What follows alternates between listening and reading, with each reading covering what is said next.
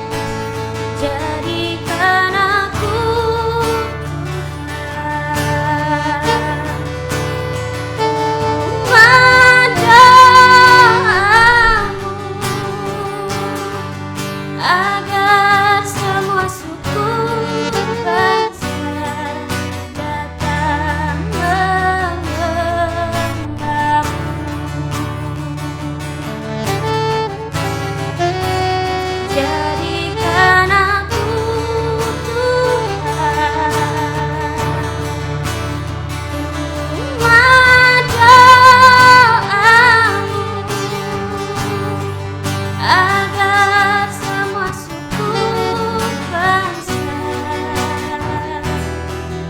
datang menyembahmu.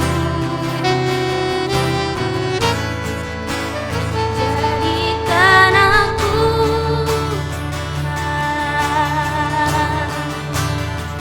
Tuhan doamu, agar semua suku bangsa datang menyembahmu.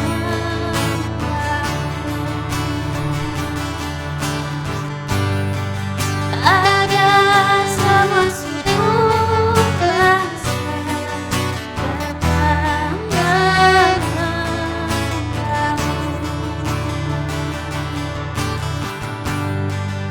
Agar semua suku bangsa datang menyembahmu.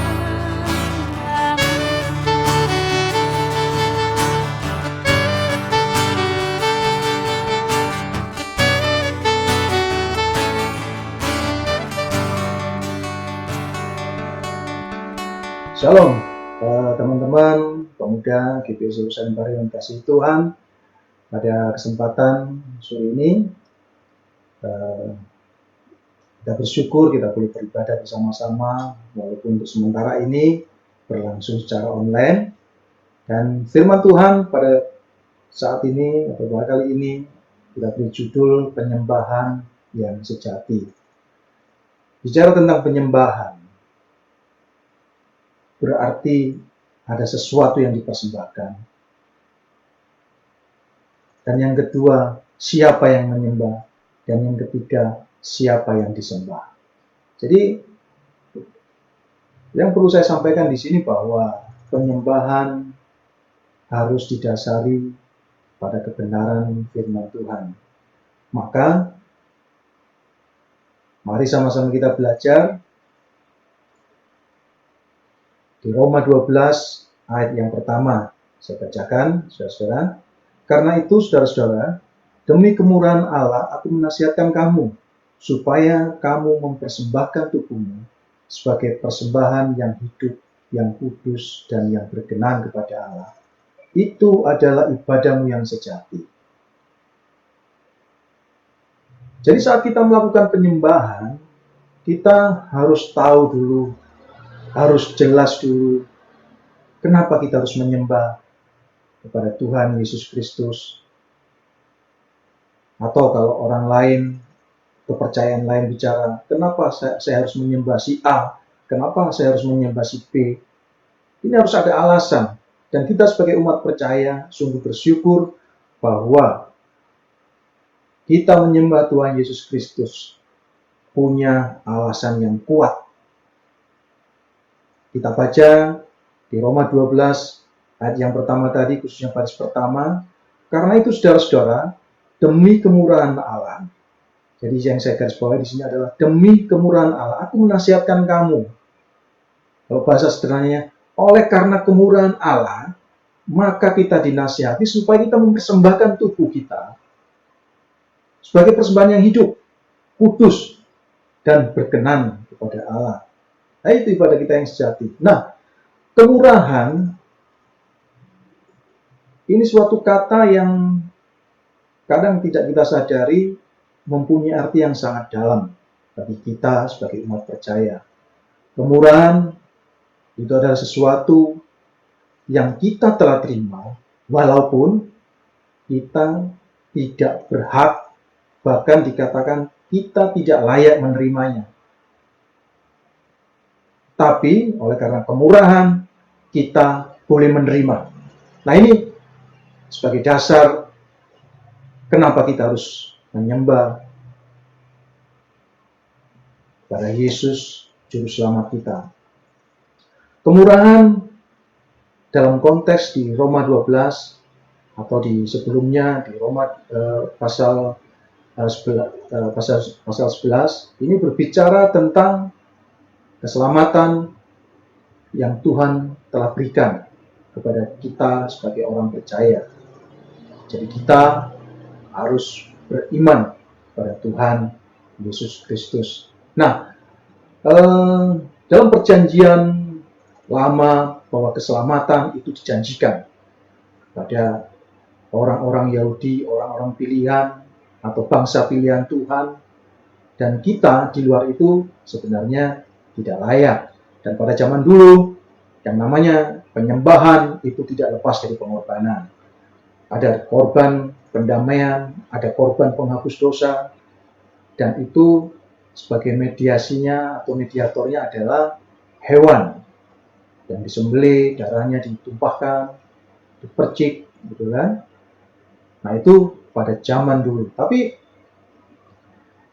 dalam perjanjian yang baru, perjanjian yang sudah diperbarui ini oleh Tuhan Yesus Kristus, bahwa kemurahan ini bukan hanya khusus kepada orang Yahudi atau bangsa Israel, tapi lebih dari itu, yang kita di luar itu, di luar Yahudi, yang seharusnya tidak punya hak untuk menerima keselamatan, kita diberikan oleh karena pengorbanan Kristus. Itu yang namanya kemurahan. Jadi hidup oleh iman kita kepada Tuhan Yesus Kristus, bahwa Tuhan Yesus mati buat kita, mendamaikan kita sebagai orang berdosa kepada kekudusan Allah. Kita sebagai orang yang seharusnya mati, oleh karena penebusan Kristus, kita boleh hidup di dalamnya. Dan oleh kuasa kebangkitannya, kita menerima berkat dalam kehidupan yang akan datang. Nah, ini yang kita harus imani, bahwa saat iman kita terus kuat dan konsisten kepada Tuhan Yesus Kristus, maka kita akan menerima janji-janji keselamatan hidup yang kekal di masa yang akan datang. Nah, dari penjelasan saya sebelumnya ini, maka sudah seharusnya kita mempersembahkan tubuh kita, hidup kita yang kudus dan yang berkenan kepada Allah. Itu adalah ibadah kita yang sejati. Lalu, apa yang seharusnya kita lakukan dalam proses penyembahan itu? Apakah penyembahan hanya sebatas pada liturgi seperti si A, si B, si C? Kalau nggak seperti A berarti B salah, kalau nggak seperti B berarti C salah. Apakah seperti itu? Jadi teman-teman pemuda yang dikasihi Tuhan, bahwa penyembahan bukan bicara tentang cara, tapi bagaimana esensinya. Lebih dalam dari itu, yaitu bicara tentang kehidupan kita. Kehidupan kita yang terus diperbarui oleh Tuhan. Kehidupan kita yang bukan hanya hari ini, besok, atau lusa, tapi konsisten terus kita lakukan terus-menerus sepanjang kehidupan kita. Nah,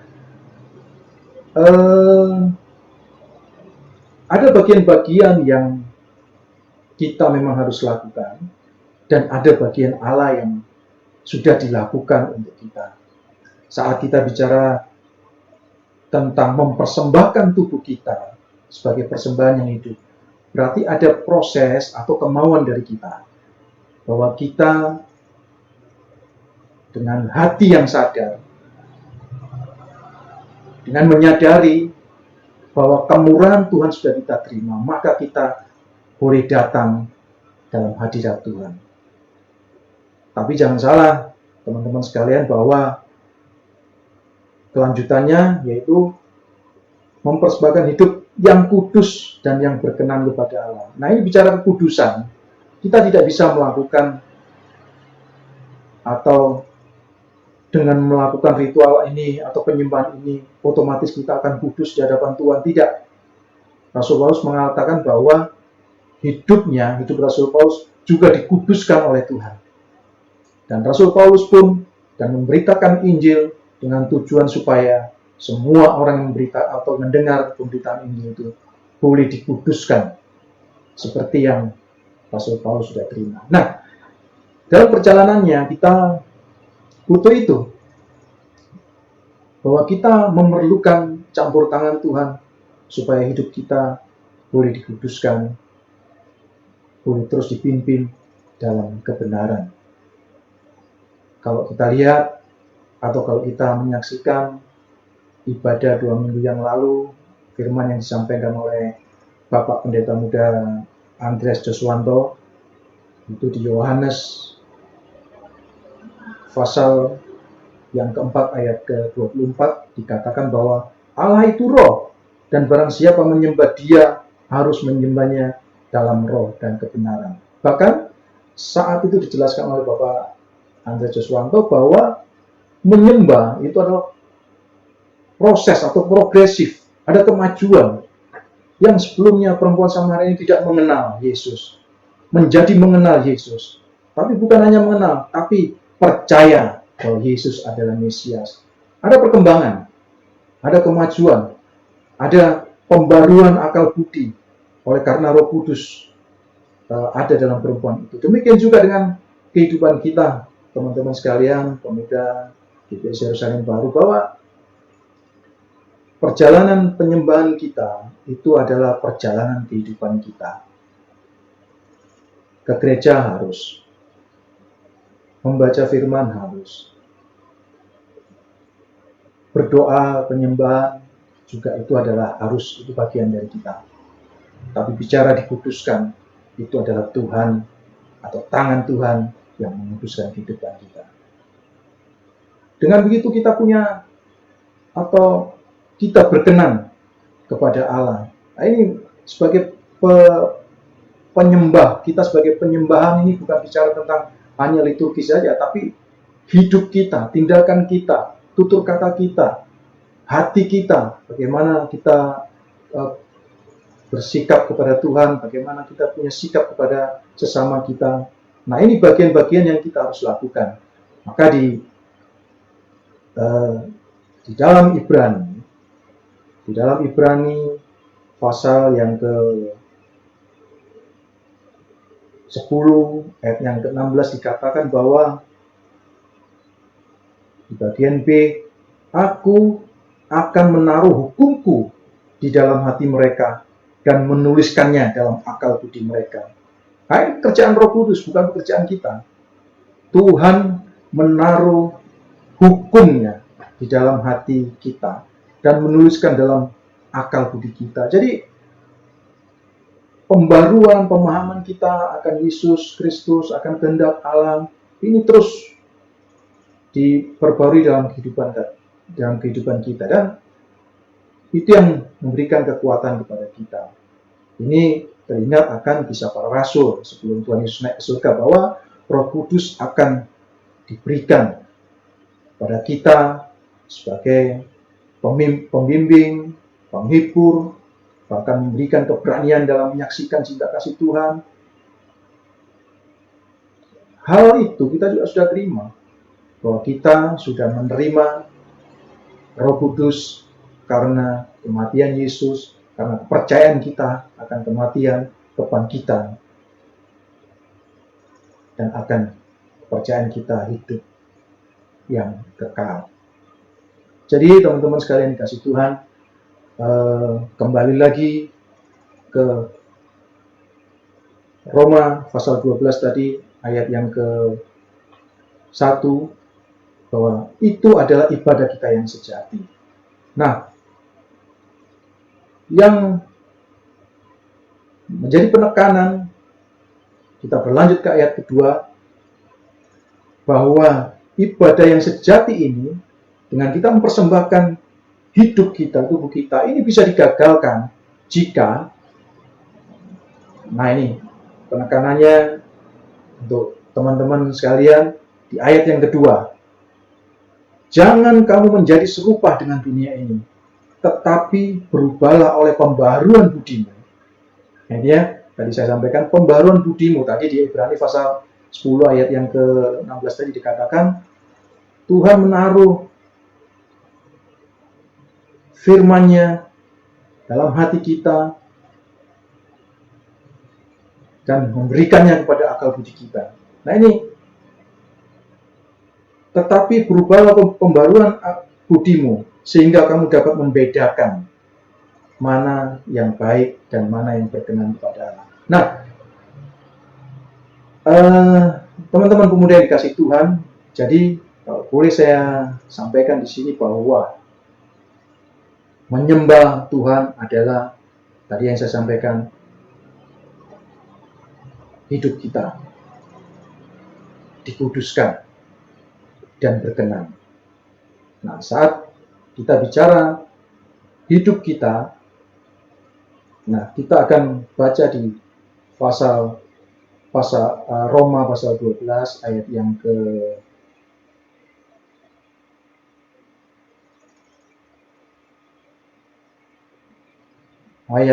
ke 9 ya. Hendaklah kasih itu jangan pura-pura, jauhilah yang jahat dan lakukan yang baik. Hendaklah kamu saling mengasihi sebagai saudara dan saling mendahului dalam memberi hormat. Janganlah hendaknya kerajinanmu kendor. 1. Biarlah rohmu menyala-nyala dan layanilah Tuhan. Bersukacitalah dalam ayat yang 12. Bersukacitalah dalam pengharapan, sabarlah dalam kesesakan, dan bertekunlah dalam doa. Nah, ini kalau kita baca di ayat paralelnya di Kisah Para Rasul, ayat yang ke 14. Jadi ini bagian yang kita harus lakukan. Saya bacakan, mereka semua bertekun dengan sehati dalam doa bersama-sama dengan beberapa perempuan serta Maria ibu Yesus dan dengan saudara-saudara Yesus. Jadi mereka bertekun dalam doa. Lalu yang berikutnya adalah ayat yang Kisah Para Rasul 1 ayat yang keempat. Kisah Para Rasul, sebentar ya. Kisah Para Rasul 2, Kisah Para Rasul 2 ayat yang ke-42. Mereka bertekun dalam pengajaran. Jadi yang pertama tadi bertekun dalam doa. Yang Kisah Para Rasul 2 ayat 42, bertekun dalam pengajaran rasul-rasul dan dalam persekutuan. Dan mereka selalu berkumpul untuk memecahkan roti dan berdoa. Jadi berdoa yang pertama, yang kedua adalah bertekun dalam pengajaran rasul-rasul, bertekun dalam pengajaran akan firman Tuhan. Lalu yang berikutnya adalah bertekun, Kisah Para Rasul 2 ayat 46, bertekun sehati. Jadi kita ini harus ada komunitas. Bertekun sehati, mereka berkumpul tiap-tiap hari dalam hati Allah, mereka memecahkan roti. Nah, ini ada kesehatian, ada membangun komunitas. Jadi jangan sampai dalam proses perjalanan hidup kita sebagai penyembahan yang sejati, yang dikuduskan, ini tahap-tahapannya harus clear. Jadi berdoa, terima pengajaran yang benar. Lalu ketiga adalah persekutuan dengan orang-orang percaya. Lalu yang keempat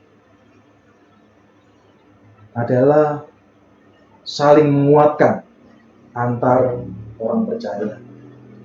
Saling membantu, saling menguatkan. Nah, ini didasari atas kasih semua. Jadi itu bagian yang harus kita lakukan dalam proses penyembahan yang benar, proses penyembahan yang sejati terhadap Tuhan kita Yesus Kristus yang telah memberikan kemurahannya bagi kehidupan kita, sehingga kita ada dasar, ada alasan kenapa kita menyembah Yesus. Karena apa? Kita yang seharusnya tidak layak menerima keselamatan di Roma pasal 12 ayat Roma pasal yang ke-11, bahwa kita ini seperti tanaman liar yang dicangkokkan pada pohon zaitun itu, dan kita boleh menerima getahnya, menerima berkatnya dari itu. Ini yang kemurahan Tuhan.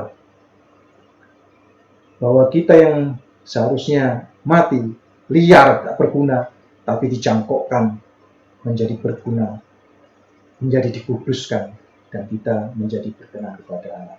Jadi saya ajak teman-teman pemuda, remaja yang dikasihi Tuhan, bahwa kehidupan penyembahan bukan hanya bicara tentang liturgi, bukan hanya bicara seberapa sering Anda ke gereja, bukan cuma bicara beginilah cara saya menyembah Tuhan, tapi lebih dari itu, bahwa penyembahan adalah mempersembahkan hidup kita, mempersembahkan seluruh hidup kita dengan tadi yang saya sebutkan, bahwa kita harus tetap berdoa, harus menerima pengajaran-pengajaran yang benar tentang Injil, tentang jangan sampai Anda lewatkan bahwa Anda berdoa tanpa pengajaran yang jelas, Anda bisa keliru. Anda menerima pengajaran yang baik tanpa berdoa, nggak ada artinya.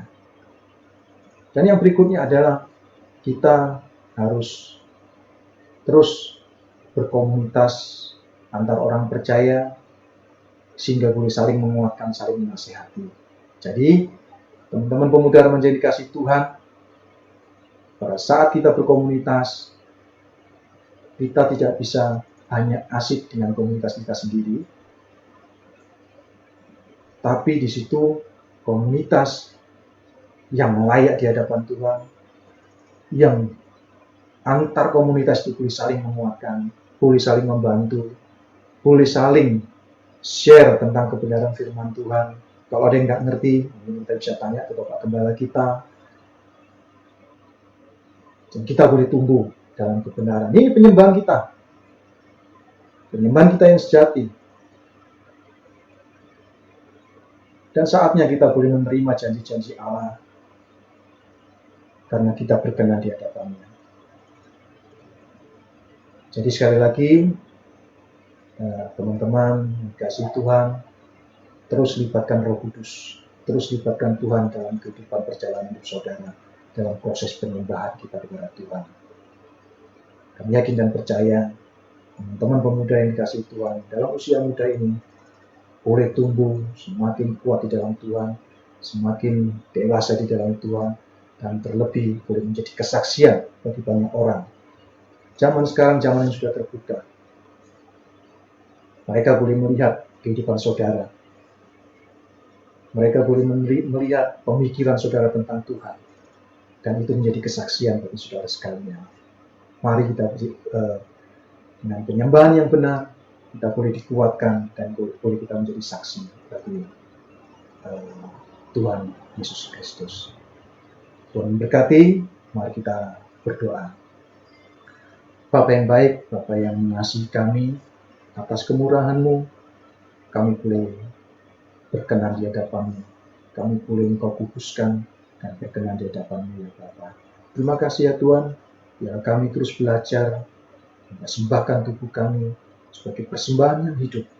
Kami boleh dikuduskan dan kami boleh berkenan di hadapan-Mu ya Bapa.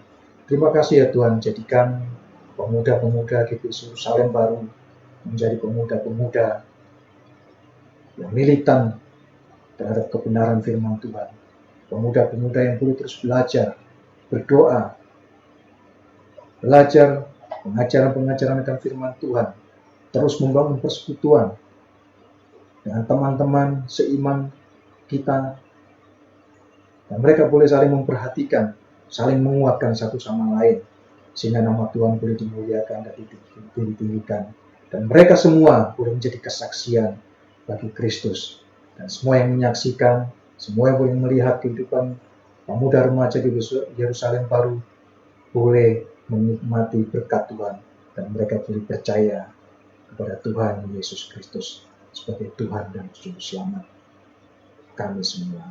Terima kasih, berkati firman-Mu, biarlah firman yang terus Kau ajarkan dalam kehidupan kami. Kami bersyukur bahwa kami adalah umat-umat penebusan-Mu ya Bapa. Terima kasih ya Tuhan. Kami naikkan syukur kami di dalam nama Tuhan Yesus Kristus. Haleluya. Amin. Shalom. Tuhan memberkati. Mari teman-teman pemuda GBC Yerusalem Baru, kita akan akhiri pada kita pada hari ini dan kita akan berdoa. Bapa dalam surga, yang kami kenal dalam nama Tuhan Yesus Kristus, sungguh kami bersyukur bahwa rangkaian ibadah secara online pada saat ini boleh berlangsung dengan baik dan firman Tuhan boleh ditaburkan, kami boleh menerima berkat dan kami boleh diingatkan kembali bahwa penyembahan kami adalah penyembahan tubuh hidup kami yang dikuduskan, yang berkenan kepada anak. Terima kasih ya Tuhan, berkati setiap pemuda GBC Yerusalem Baru yang boleh menyaksikan atau turut beribadah pada saat ini. Tuhan memberkati kehidupan masing-masing pribadi lepas pribadi. Yang sekolah Tuhan berkati dalam studinya, yang bekerja Tuhan berkati dalam pekerjaannya. Biarlah tangan Tuhan turut campur tangan dalam kehidupan mereka pribadi lepas pribadi. Terima kasih ya Tuhan, dan kami akan akhiri ibadah kami pada saat ini. Saudara-saudara yang dikasihi Tuhan, kami berdoa kiranya Tuhan memberkati engkau dengan damai sejahtera, Tuhan memberikan kekuatan pada kalian semua, dan Tuhan limpahkan pengenalan semakin lebih lagi akan engkau ya Bapa, sehingga hidup kami boleh terus bertumbuh di dalam pokok yang benar, yaitu Tuhan Yesus Kristus. Terima kasih, di dalam nama Tuhan Yesus Kristus kami akhiri ibadah saat ini. Haleluya. Amin. Tuhan Yesus memberkati.